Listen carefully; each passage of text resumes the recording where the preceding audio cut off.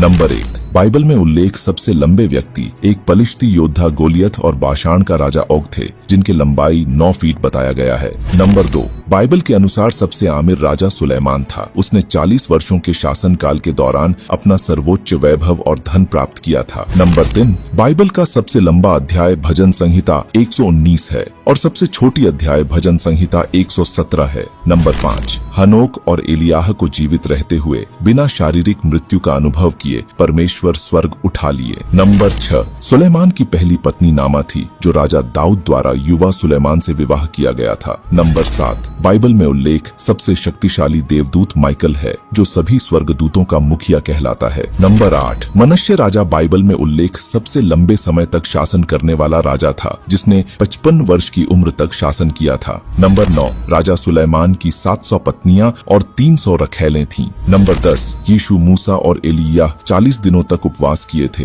Number 11, राजा सुलेमान ने 3000 नीति वचन और 1005 गीत लिखे थे। नंबर 12, बाइबल में हाथियों का उल्लेख नहीं किया गया है, लेकिन हाथी दांत, जो हाथियों के दांत से प्राप्त होता है, उसका उल्लेख 13 बार किया गया है। नंबर 13, जब परमेश्वर ने मूसा के द्वारा से लाल सागर को 2 भाग में अलग किया, तो अगल बगल की पानी की दीवारें इस तरह जम गई थीं, जैसे कि बर्फ की मोटी दीवार हो। नंबर 14, 10 आज्ञाएं को मूसा द्वारा नहीं बल्कि स्वयं ईश्वर द्वारा लिखी गई है। उसके बाद मूसा ने ईश्वर द्वारा दिए गए नियम को लिपिबद्ध किया। नंबर 15, बाइबल के इतिहास में कैन पृथ्वी का पहला हत्यारा था, जिसने अपने भाई हाबिल का हत्या किया था। नंबर 16, यूहन्ना बपतिस्मा देने वाला एक महान विश्वसनीय उपदेशक थे, लेकिन उन्होंने कोई चमत्कार नहीं किए थे। नंबर 17, जब इजरायली मिस्र से वादा किए गए देश के लिए पलायन कर रहे थे, तब यहोवा ने इस्राएलियों को मार्ग दिखाने के लिए दिन को बादल के स्तंभ में और रात को उजाला देने के लिए आग के स्तंभ में होकर उनके आगे आगे चले थे,